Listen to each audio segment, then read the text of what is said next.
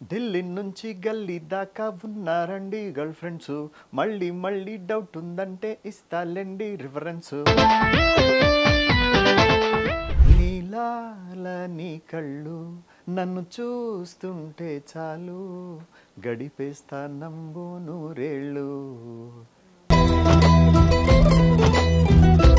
ఇండస్ట్రీకి వచ్చిన తర్వాత మీరు సాధించిన బిగ్గెస్ట్ అచీవ్మెంట్ అంటే లైఫ్లో అబ్బా ఎంత సూపర్ అచీవ్మెంట్ ఇది అనిపించిన సందర్భం ఎప్పుడు మీకు? నా ఫస్ట్ సినిమాకే నేను ఎవరైతే ఒక ఆరాధ్య దేవుడు అంటే నా గురువు అని భావించే బాలుగారితోని నా ఫస్ట్ పాటకే నాకు అవార్డు రావడం. మీరు అప్పట్లో అంత మంచి సెన్సేషన్గా ఉన్నప్పుడు మీరు అఫ్కోర్స్ ఇప్పటికీ బాగుంటారు, కానీ అప్పుడు సూపర్ హ్యాండ్సమ్ కదా. ఎవరైనా హీరోయిన్స్ కానీ కో సింగర్స్ కానీ? ఇంకా హీరోయిన్ మాత్రం ఫోన్ చేస్తుండే, అంటే పాపం ఆమె పెళ్లి చేసుకుందాం అనుకున్నదేమో.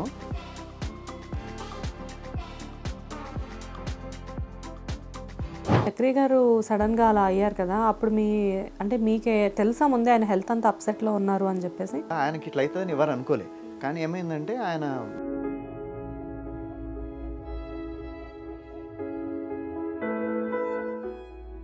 ఇప్పుడు చక్రి గారు కూడా నేను 2010లో ఏమైంది, ఒక చిన్న మాట అన్నాడు నన్ను, చిన్న మాటే, కానీ ఎందుకో నాకేమనిపించిందంటే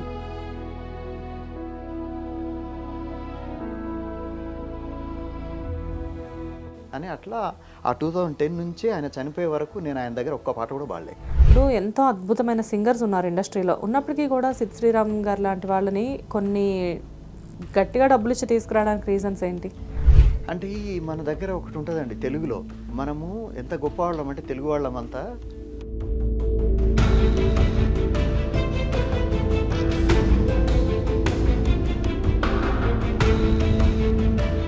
మీది అపాయింట్మెంట్ కావాలంటేనే చాలా వెయిట్ చేయాల్సిన టైం అది.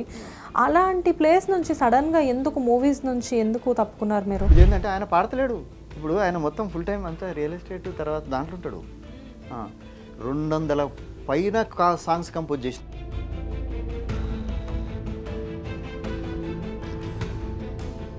కీరవాణి గారు ఏమన్నారంటే ఒకసారి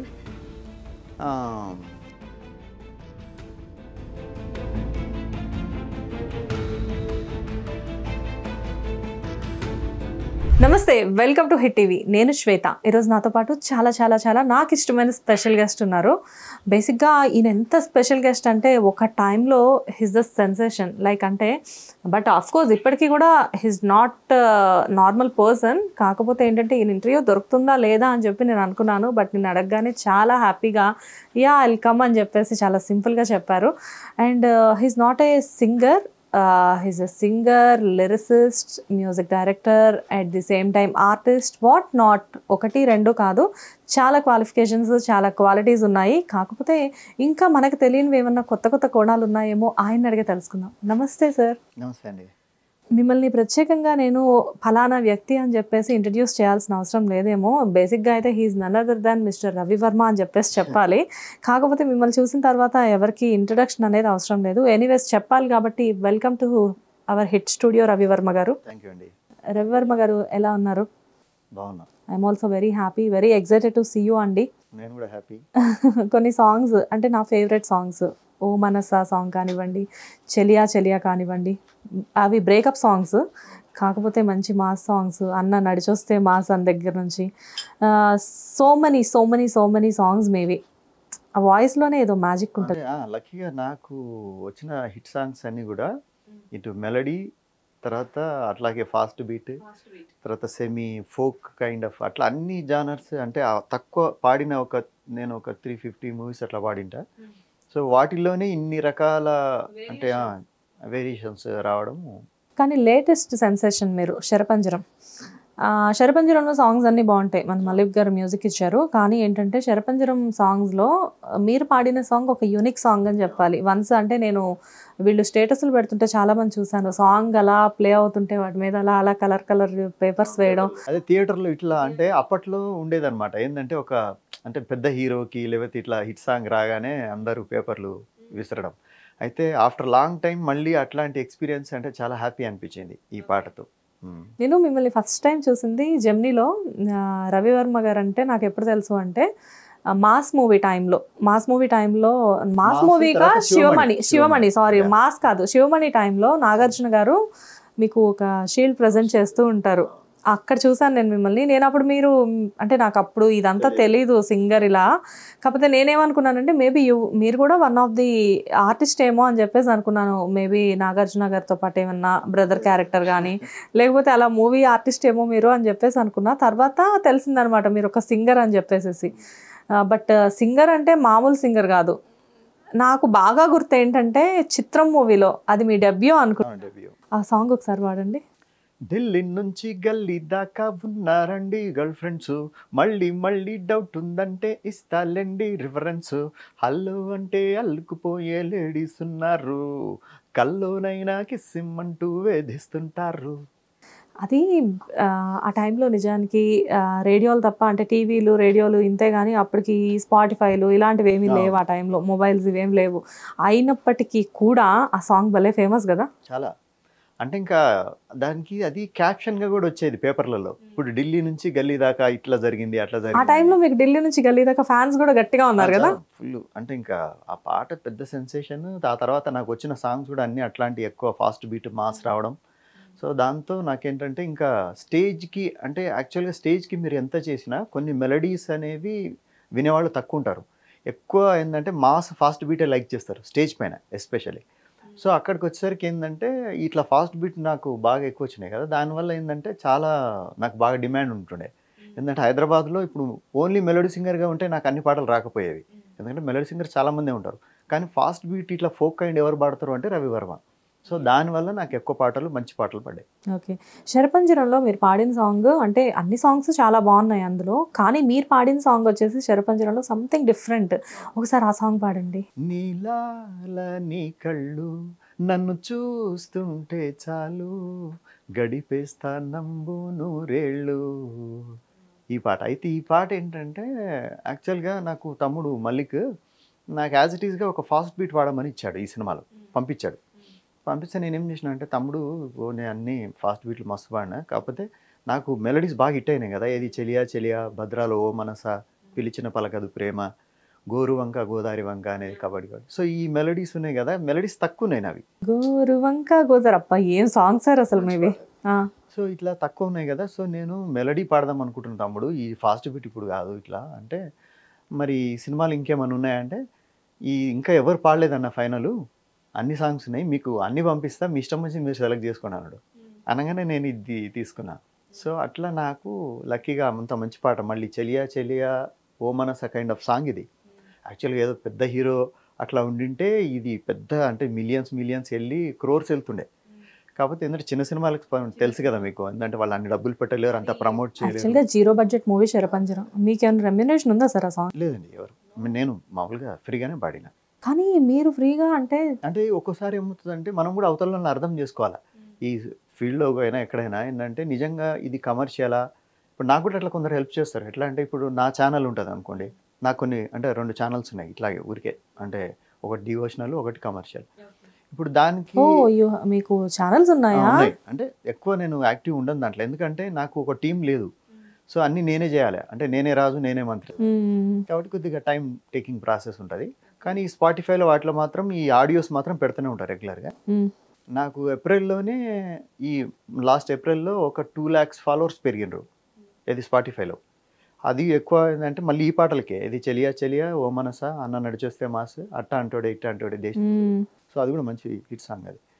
సో అట్లా ఏంటంటే నేను వాటి కోసం చేసే వాటికి కూడా కీబోర్డ్ ప్లేయర్స్ ఏం చేస్తారంటే ఇది కమర్షియల్ కాదని వాళ్ళకి అర్థమవుతుంది. అర్థమైందంటే నాకు రెగ్యులర్గా సినిమా బడ్జెట్ కన్నా తక్కువలో చేస్తారు నాకు, అంటే ఒక కాల్ షీట్ లాగానో అట్లా చేస్తారు. సో నేను కూడా అంతే, ఇప్పుడు మనం ఒకరికి హెల్ప్ చేస్తే మనకు ఒకరు హెల్ప్ చేస్తారు. సో అట్లా ఏంటంటే నాకు ఈ పాట జీరో బడ్జెట్లో చేస్తున్నాడు తమ్ముడు ఎప్పటి నుంచో పరిచయం మళ్ళీ, కానీ నో ప్రాబ్లం తమ్ముడు, డబ్బులు ఏం అవసరం లేదని చెప్పేసి నేను పైగా నాకు బాగా నచ్చిన పాట, అంటే నచ్చింది ఆ పాట.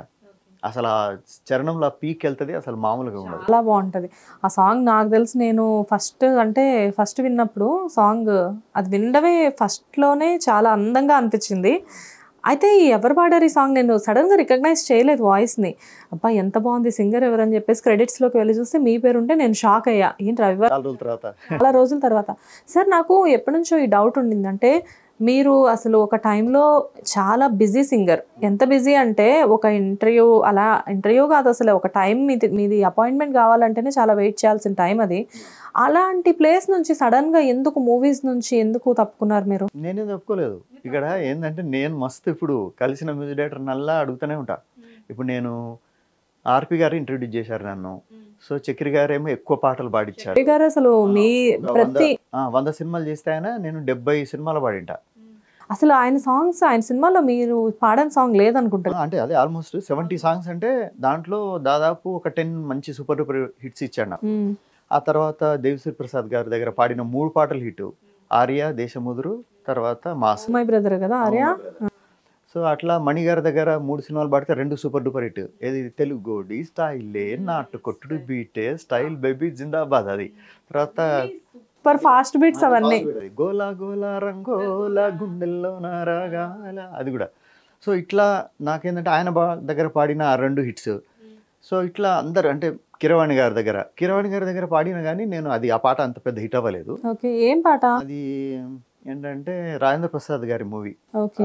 దాంట్లో అది మన నరేష్, అల్లరి నరేష్, మా అల్లుడు వెరీ గుడ్. అందులో ఏ సాంగ్ సార్? అది డ్యూయట్ అది. ఓకే.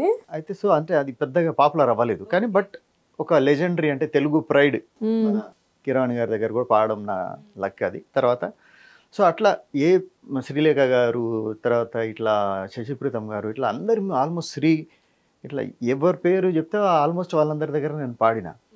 సో అట్లా ఏంటంటే వీళ్ళందరూ కలిసినప్పుడు నేను మళ్ళీ అడుగుతూనే ఉంటా. కలిసినప్పుడల్లా నాకు పాట ఇవ్వండి, నాకు మ్యూజిక్ డైరెక్షన్ అనేది అది ఓకే ఇందులో భాగమే కానీ సింగర్గా నాకు బాగా ఇది. ఎందుకంటే నాకు దేవుడు మంచి గొంతు ఇచ్చాడు. నేను ఏం నేర్చుకోకుండా ఓన్లీ బాలు గారిని గురువుగా నేను భావించి, తర్వాత చిన్నప్పుడేమో మా అక్క నేర్పించేది. ఫస్ట్ గురువు ఆమె, తర్వాత అన్న. ఏకలవ్య శిష్యుడా మీరు? బాలుగారికి ఏమో ఏకలవ్య శిష్యుని. వీళ్ళిద్దరేమో డైరెక్ట్గా నాకు ఇట్లా పాటలు రేడియో ఉన్నప్పుడు ఇట్లా రాసి పాటలు నేర్పించి అట్లా చేసిండు అనమాట. ఆ తర్వాత వరంగల్లో ఫస్ట్ టైం నన్ను ఈ శంకర సారంగపాణి గారని వాళ్ళు నన్ను ఫస్ట్ టైం ఆర్కెస్ట్రాలు పాడించడం. సో ఇట్లా ఇవన్నీ జరిగిన తర్వాత ఏంటంటే నేను బాలుగారి అంటే నాకు బాగా తెలివచ్చాక ఏంటంటే ఇంకా బాలుగారిని ఎప్పుడైతే పాటలు విన్నానో ఇక పిచ్చి అనమాట. ఇక ఆయన పాటల్ని బాగా డీప్గా వినడం, ఒక్కొక్క పదాన్ని ఎట్లా ఈయన ప్రొనౌన్స్ చేస్తున్నారు, తర్వాత కమర్షియల్ పాట అంటే ఎట్లా పాడాలి. ఇప్పుడు ఆ నవ్వింది మల్లెచెండు నచ్చింది గర్ల్ ఫ్రెండ్ ఆ దాన్ని ఎట్లా పాడతారు, తర్వాత మాటేరాని చిన్నదా అది ఎట్లా పాడతారు. సో ఇట్లా అన్ని రకాల జానరాలు మనం పాడాలంటే ఎట్లా అనేది నేను ఆయన నుంచి బాగా నేర్చుకున్నా ఏకలవ్య శిష్యుడిగా. సో అట్లా ఏంటంటే నాకు ఏమో రాకుండా వచ్చిన కాబట్టి నేను ఏంటంటే స్టార్టింగ్లో ఇట్లా ఉండేదన్నమాట. ఇది కొంచెము అంటే ఈయనకి పెద్దగా రాదు అని. కానీ దేవుడు నాకేంటంటే మంచి గొంతు ఇచ్చాడు. ప్రాక్టీస్ అసలు లేకుండానే ఈ వాయిస్ డైరెక్ట్ అంటే బాలు గారి వాయిస్ అది వినే అవే పాటలు పాడే ప్రాక్టీస్, అదే ప్రాక్టీస్ నాకు. ఇంకా తర్వాత మళ్ళీ నేదునూరి శ్యామకృష్ణ గారి దగ్గర కొంచెం సంగీతం నేర్చుకున్నా. తర్వాత ఇక అంత అబ్జర్వేషన్లో, తర్వాత ఈ వర్క్ ప్రాక్టీస్లో కొత్త రాగాలు నేర్చుకోవడము. ఇప్పుడు నేనేం చేసిన అంటే ఒక కొత్త ప్రయోగం ఈ మధ్య నా భజన్ దర్బార్ అని నాకు డివోషనల్ ఛానల్ ఉందని చెప్పాను కదా, దాంట్లో ఈ కృష్ణ మందే జగద్గురు అని ఒక పాట ఉంటుంది. అది ఏ రాగంలో ఉంది ఒరిజినల్గా ఏంటో నేను వినకుండా డైరెక్ట్ ఆ లిరిక్కి నేనేం చేసినంటే నాకు లలిత ప్రియ కమలం విరిసినది ఈ పాట ఇష్టం. సో అది లలిత రాగంలో ఉందని తెలుసుకొని ఏంటంటే ఈ లలిత రాగంలో దీన్ని కంపోజ్ చేద్దామని చెప్పేసి వసుదేవసుతం దేవం కంసచాణూరమర్దనం దేవకే పరమానందం కృష్ణం వందే జగద్గురుం అని కంపోజ్ చేశారు. సో లలిత రాగంలో కంపోజ్ చేశారు. ఇట్లా వర్కులు నేర్చుకుంటూ నేను అంటే ఎప్పుడు నేర్చుకుంటా, రోజు ఏదో కొత్త విషయం ఐదర్ మ్యూజిక్ సంబంధించిందో లేకపోతే జీవితానికి సంబంధించిందో నేర్చుకుంటూ దాన్ని మళ్ళీ ప్రాక్టికల్గా వాడుతూ వెళ్తూ ఉంటాను అనమాట. సో అయితే ఇండస్ట్రీలో కొన్ని ఉంటాయి ఎత్తుపల్లాలు అనేది సహజం. కాకపోతే ఏంటంటే వన్స్ మీరు ఇండస్ట్రీకి చాలా చిన్న ఏజ్లోనే వచ్చేసారు కదా, ఇండస్ట్రీకి వచ్చిన తర్వాత మీకు ఫస్ట్ ఆఫర్ ఇచ్చింది ఎవరు అసలు? అదే ఆర్పి గారండి. ఆర్పి గారేనా? ఏ సాంగ్కి? ఇదే ఢిల్లీ నుంచి వెళ్ళేదాకనే. అంటే దాంట్లో ఫస్ట్ ఆ సినిమాలో చిన్న బిట్ పాడిన తర్వాత రవి అదే ఉండు నువ్వు ఇంతో పని ఉందని చెప్పేసి నాకు మళ్ళీ ఈ ఢిల్లీ నుంచి వెళ్ళేదాకా నేర్పించారు. ఏ బిట్ పాడారు? యాక్చువల్గా అది జంతర్ మంతర్ జాదు చేసే మరాఠా మాంత్రికుడు అని ఒకటి కుక్క కావాలైన సాంగ్. కుక్క కావాలి దాంట్లో చిన్న బిట్ అనమాట, మన చేతన ఉత్తేజం. అయితే అది పాడిన తర్వాత సాయంత్రం మళ్ళీ ఉండు నీతో పని ఉందని చెప్పేసి ఢిల్లీ నుంచి వెళ్ళేదాకా నేర్పించారు నాకు. ఎక్స్పెక్ట్ చేశారు అంత మంచి సాంగ్ అసలు వస్తుంది? నేను ఆ రికార్డింగ్ జరుగుతున్నట్టు నాకు చక్రి గారు ఫోన్ చేసి చెప్పారనమాట, ఇట్లా ఆర్పి గారి రికార్డింగ్ అవుతుందో వెళ్ళొద్దా, ఇట్లా ఏదన్నా వస్తుందేమో ఛాన్స్ అని అంటే డైరెక్ట్గా నేను వెళ్ళాను అనమాట ఆ స్టూడియోకి. వెళ్ళగానే అరే రవి వచ్చాడని చెప్పేసి ఇది పాడించారనమాట. రవి ఫోక్ వాయిస్ బాగుంటుంది అని పాడించిన తర్వాత సరే అది ఫాస్ట్ బీట్ కూడా ఉంది కాబట్టి అని నాకు నేర్పించి ఆ పాటని పాడించారు. అయితే అదే సిచ్యువేషన్కి ఇంకో సాంగ్ కూడా రికార్డ్ అయి ఉన్నది యాక్చువల్గా. నాకు తెలుసా సాంగ్, తెలుసా? లక్కీ లక్కీ ఎంతో లక్కీ అదా? అదేమో చిరంజీవి గారి రైట్, చిత్రం మూవీలో ఇదే సిచ్యువేషన్ కి ఇంకో పాట మిస్ యూనివర్స్ అనే పాట, మిస్ యూనివర్స్, అవును, కానీ అది రిలీజ్ అవ్వలేదు కదా. అయితే అది ఇదే లాస్ట్ మూమెంట్ లో లక్ అంటే ఎట్లుంటది అంటే మనుషులకి కష్టపడి ఇది ఉన్నా కూడా లక్ కూడా ఎట్లా తోడైతుంది అని చెప్పడానికి ఎగ్జాంపుల్ అనమాట. ఓకే, ఇదేంటంటే లాస్ట్ లో ఈ పాట ఒకటే మిగిలిపోయింది, అంటే ఈ 2 పాటలు అయితే పిక్చరైజేషన్ చేయాలి ఇక అన్నప్పుడు అందరిని కూర్చోబెట్టి ఏ పాట బాగుందని 2 ప్లే చేసి వినిపిస్తే ఈ పాట ఢిల్లీ నుంచి వెళ్ళేదాకానే బాగుంది, పెప్పీగా ఉంది అని అందరు అన్నారు. అనేసరికి అయిపోయింది. సో నేను అట్లా. కానీ మీరు సింగర్ గా కొంచెం ఇప్పుడు దూరంగా ఉన్నప్పటికీ కూడా, అదే మళ్ళీ దూరంగా లేరు, నేను అడుగుతానే ఉన్నా, పాడుతూనే ఉన్నా. ఇది చిన్న చిన్న సినిమాలకి తర్వాత నేను కంపోజ్ చేసినవి. ఏంటంటే ఒకప్పుడు పాడినన్ని సాంగ్స్ ఇప్పుడు పాడట్లేదు. అయినప్పటికీ సపోజ్ మాస్ మాస్ ఆ సాంగ్ అనుకోండి, బిగ్ బాస్ ప్లే అయిన రోజులు ఆ సాంగ్ వస్తూనే ఉంటది. సో మీరు కనబడకపోయినా ఎక్కువగా రెగ్యులర్ గా మీరు వినబడుతున్నారు. ఇన్స్టాలో మీరు number most of the Instagram లో ఈ బ్రేకప్ సాంగ్ ఏది చెలియా ఉంటుంది, చెలియా కానీ ఓ మనసా ఇది ఉండి ఇది మళ్ళీ చూస్తే మీకు ఎట్లా అనుకున్నారు మీరు? మిలియన్స్ ఉంటాయి ఇక, అంటే 3.7 మిలియన్ 4 మిలియన్ అంటే నాకు తెలిసి అవన్నీ లెక్కేస్తే కొన్ని అంటే ఓ 10 కోట్ల 20 కోట్ల వ్యూస్ ఉండొచ్చు నాకు మొత్తం లెక్కేస్తే అన్ని. స్పాటిఫైలో కూడా ఈ మధ్యన మీ గురించి ఒక సెన్సేషన్ జరిగింది, దాని గురించి కూడా ఒకసారి మీ మాటల్లో చెప్పండి. అదే ఇప్పుడు ఏంటంటే నాకు ఫస్ట్ తెలియదు ఇది ఇట్లా స్పాటిఫై అనేది, అందరూ చూస్తుండే, అందరు వేరే వాళ్ళకి చూస్తే ఏంది ఇట్లా వీళ్ళకి ఇంతమంది ఫాలోవర్స్ ఉన్నారా, 1,00,000 మంది ఉన్నారా, వీళ్ళకి 2 లక్షలు ఉన్నారా, అరే గ్రేట్ కదా వీళ్ళు 2-3 అంటే చిన్న వాళ్ళు కదా, అయితే కొత్తగా వచ్చిన వాళ్ళు వీళ్ళకే ఇంత ఉంటారు అంటే నాకేం తెలియదు దాని గురించి. అయితే ఆ తర్వాత స్పాటిఫైని మనం అంతా వెరిఫైడ్ ఆర్టిస్ట్ అంతా, అది ఇక్కడ సౌత్ ఇండియా హెడ్ ఒక ఆయన ఉన్నారు, ఆయన చేసిన తర్వాత చూస్తే ఇప్పుడు నాకు కూడా మంత్లీ ఫాలోవర్స్ మన శైలజ గారు బాబాయ్ కదా. సో ఆయన చేసిన తర్వాత అదే నాది వెరిఫైడ్ ఆర్టిస్ట్ అయిపోయాక చూస్తే ఇప్పుడు ఏంటంటే చెప్పాక మీకు ఏప్రిల్లోనే నాకు 2 lakhs పెరిగినారు ఇంకా, అంటే ఇప్పుడు 6 lakhs చేంజ్ ఫాలోవర్స్ ఉన్నారు. ఇది ఇప్పటికీ అదే పాటలకి. సార్ మనలం అనమాట. ఇప్పుడు ఆ స్పాటిఫైలో ఇప్పుడు సబ్స్క్రైబర్స్ అంటే ఫాలోవర్స్ పెరగడంతో మీకేమైనా ఇన్కమ్స్ కూడా ఉంటాయా? ఇస్రా అని ఒకటి ఉంది, ఇండియన్ సింగర్స్ రైట్స్ అసోసియేషన్ అని. అది ఏమైందంటే ఫస్ట్ టైం సింగర్కి కూడా కొద్దిగా రాయల్టీ రావాలి, ఓన్లీ కంపోజర్కి లిరిసిస్ట్కి వస్తుండే ఇంతకుముందు. అంటే నేను దాంట్లో కూడా మెంబర్ ఐపీఆర్ఎస్లో, ఎందుకంటే నేను కంపోజర్ కూడా కాబట్టి. సో అది వస్తుంటుంది నాకు. కానీ ఈ ఇస్రాక్ కూడా ఏంటంటే ఫైట్ చేసి సంజయ్ టండన్ గారు అని ఆయన ప్రస్తుతం ఉన్నాడు, అంటే ఆయన చూసుకుంటున్నారు, దాంట్లో చాలామంది ఉన్నారు. అయితే అట్లా వీళ్ళంతా బాలు గారు, వీళ్ళు జావేద్ అఖ్తర్ గారు, వీళ్ళందరూ కలిసి ఇది ఫైట్ చేసి ఇప్పుడు సింగర్కి కూడా మనం రాయల్టీ ఇవ్వాలి అని వాళ్ళు పెట్టినారు. అది పాస్ అయింది కోర్టులో కూడా. సో ఇప్పుడు సింగర్కి కూడా రాయల్టీ వస్తుంది. సో మాకు ఎవ్రీ ఇయర్ సింగర్కి కూడా రాయల్టీ వస్తుంది. వావ్, సో నైస్ అండి. యాక్చువల్గా లిరిసిస్ట్లకి ఉన్న ప్రాధాన్యత సింగర్స్కి ఉండదా? అట్లేముండదు. కానీ ఏంటంటే ఇక్కడ క్రియేటర్ ఏంటంటే లిరిసిస్ట్ అనేవాడు క్రియేట్ చేస్తాడు, తర్వాత మ్యూజిక్ డైరెక్టర్ అనేవాళ్ళు క్రియేట్ చేస్తారు. అది ఇవన్నీ క్రియేషన్ కింద వస్తాయి. సింగర్ అంటే క్రియేటర్ కాదు కదా, జస్ట్ మేము నేర్పిస్తే పాడి వెళ్ళిపోతాడు. సో అందుకని ఆయనకి ఏం రాయల్టీ ఎందుకు, ఆయనకు పేమెంట్ ఇస్తున్నాం కానీ అన్నట్టు ఉంటుండే. కానీ ఇప్పుడు లిరిసిస్ట్ కూడా మరి ముందే పేమెంట్ తీసుకుంటాడు, ముందే మ్యూజిక్ డైరెక్టర్ కూడా తీసుకుంటారు. కాబట్టి వాళ్ళకి రాయల్టీ ఇస్తున్నాం కానీ వీళ్ళకి కూడా ఎందుకు రావద్దని ఎంతో అంత ఏదో పర్సంటేజ్ల డిఫరెన్స్ ఉన్నా కూడా వీళ్ళకి కూడా రావాలని ఫైట్ చేసిండు. వీళ్ళు ఫైట్ చేసి ఇప్పుడు ఫైనల్గా సింగర్కి కూడా రాయల్టీ వస్తుంది. అండ్ బాలు గారితో మీకున్న అనుబంధం గురించి చెప్పండి. ఇంకా బాలు గారేమో నా గురువు, ఏది ఆయన ఏకలవ్య శిష్యుడిని నేను. సో అసలు నేను నేర్చుకున్న పాటలు అంటేనే ఆయనవి. మీరు ఆయనతో ఎప్పుడైనా చెప్పడం జరిగిందా, మిమ్మల్ని చూస్తూ మీ పాటలు నేర్చుకున్నాను సార్? చాలాసార్లు చెప్పాను నేను, ఎందుకంటే నేను కొన్ని నంబర్ ఆఫ్ స్టేజెస్ ఆయనతో పంచుకున్నా నేను.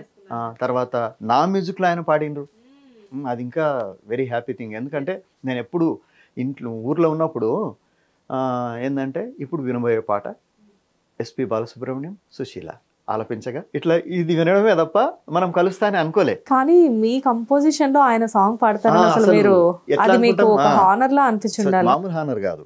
పైగా ఆయన మనకి ఒక పాట అయితే ఏంటంటే అది ఎక్కువ గణేష్ అంటే మామూలుగా మట్టి గణపతిని ఎంకరేజ్ చేయడం కోసం ఇట్లా చేస్తున్నాం సార్ అంటే, దానికి డబ్బులు తీసుకోకుండా పాడిండ్రు ఆయన. బా సో అట్లా పెద్ద పెద్దోళ్ళు కూడా ఇప్పుడు మహానుభావులు ఉంటారు. ఎందుకంటే సో వాళ్ళ నుంచి మనం నేర్చుకొని, ఇప్పుడు ఇందాక అడిగినారు కదా మీరు, ఏది శరపంజానికి డబ్బులు లేకుండా అంటే, ప్రతి చోట డబ్బే ఉండదు. ఏంటంటే కొన్ని చోట మనం ఏంటంటే దేశానికి ఏదైనా ఉపయోగపడుతుంది, ఏదైనా అవుతుంది అంటే, నేను ఇప్పటికీ చాలా ఫ్రీ ఇట్లాంటి కొన్ని వర్క్స్ కూడా చేస్తా. సో నేనేంటంటే ఈ ఒక కమ్యూనిస్ట్ దగ్గర పెరిగిన మా అన్న కాబట్టి ఏంటంటే నాకు ఈ నేచర్ మీద వీటి మీద బాగా ఇదనమాట. ఏంటంటే అందుకనే నేను అంటే చాలాసార్లు చెప్పిన 20 ఏళ్ళ నుంచి నేను ఎక్కడ ఒక ప్లాస్టిక్ బాటిల్ కానీ ఒక కవర్ కానీ ఇట్లా మేము పారేయము. తర్వాత మేము అన్నిటికీ మీరు అసలు వీలైనంత ఎప్పుడు వరకు ప్లాస్టిక్ ఎక్కడ వాడుతున్నారు? ఇందాక మీరు స్టూడియోకి వచ్చినప్పుడు కూడా చూసా, ఒక చక్కగా ఇక్కడ వాటర్ కూడా దాక్కుండా 2 కాపర్ బాటిల్స్ క్యారీ చేశారు మీతో పాటు. సో అట్లా అయితే నేను చేస్తాను. ఎందుకంటే ఇప్పుడు ఏమవుతుందంటే ప్రతి ఒక్కరు అరే నేను ఒక్క కవరే కదా పాడేసేది, ఈ ఒక్క బాటిలే కదా. కానీ మనం 130 కోట్ల మంది ఇండియన్సే ఉన్నాం. ప్రపంచం మొత్తం ఇట్లా రోజు ఒక బాటిలే ఒక కవర్ భరేస్తే ఎన్ని అవుతాయి? సో అందుకని ఎన్ని అవుతున్నాయి. ఎలా వచ్చింది ఈ అవేర్నెస్ అంతా మీకు? ఇదంతా అదే అన్న దగ్గర పెంపకం ఒకటి. తర్వాత నాకు ఫస్ట్ నుంచి కూడా మేము చిన్నప్పుడు ఊర్లో అసలు నేను తినని పండ్లు అంటే మేము ఆ ఊర్లోకి వెళ్ళి రకరకాల పండ్లు, అసలు ఈ జనరేషన్కి ఆ పండ్ల పేర్లు కూడా తెలియదు. సో అట్లాంటి పళ్ళు మంగ పండ్లు అని ఉంటాయి, తర్వాత జీడి పండ్లు అని ఉంటాయి, తర్వాత ఇల్లింత పండ్లు అని ఉంటాయి. సో ఇట్లాంటి ఎన్నో పండ్లు అంటే నేచర్లో డైరెక్ట్గా మనమే తెంపుకొని తినేవాడు మనం. ఎక్కడ సార్ మీది? ఏ ఊరు? ఎక్కడ పుట్టారు మీరు? నేను మహబూబ్ నగర్ కొడంగల్ తాలూకా, సో దుద్యాల అని అక్కడ పుట్టిన. ఇప్పుడు అది మండలైంది. ఏది మన రేవంత్ రెడ్డి గారు కొడంగల్?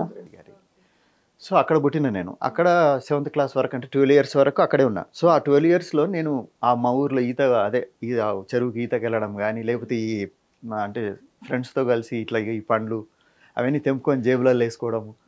అవి కొన్ని కలర్ బాగా ఎక్కువ ఉండి ఏమవుతుందంటే ఆ జేబుకి అట్లే పడుతుంది అది. సో మళ్ళీ అట్లా సో ఇట్లా ఈ నేచర్లో నేను మస్తు మామూలుగా ఎంజాయ్ చేయలే. సో ఆ నేచరే కదా మనం అన్నీ ఇస్తుంది. మరి ఆ నేచర్కి మనం ఏదైనా కొంచెమన్నా చేయాలి కదా. ఇప్పుడు పెద్ద పెద్ద సేవలు ఎట్లాంటివి అంటే మనం చేయలేము. సో మనకు చేతనైనంత చేయాలని చెప్పేసి ఈ ప్లాస్టిక్ కానీ, ఇప్పుడు నేను మాల్కి వెళ్ళినా కూడా ఏఎంబి అట్లాంటి మాల్కి వెళ్ళినా కూడా మేము ఏం చేస్తాం, ఇంట్లో నుంచే ఏదైనా బ్యాగ్ తీసుకెళ్తాము. మళ్ళీ ఆడపోయి ఇట్లా జేబులో చేతులు పెట్టుకొని కవర్, లేకపోతే దీంట్లో పట్టట్లేస్తారంటే ఇంకో కవర్. అలా లేదా? అమ్మ నాన్న ఏం చేస్తుండేవారు? మా ఫాదరు గోల్డ్ స్మిత్. సో ఆయన అదే వర్క్ చేస్తుండే. కాకపోతే ఆయన మంచి సింగర్ అనమాట. అక్కడ నుంచే ఉందా? సో జనరేషన్స్ త్రూ ఇది. సో అందుకనే వచ్చింది. వినంగానే పట్టేయడం అనేది గ్రాస్పింగ్ అంతా జీన్స్లో వచ్చింది.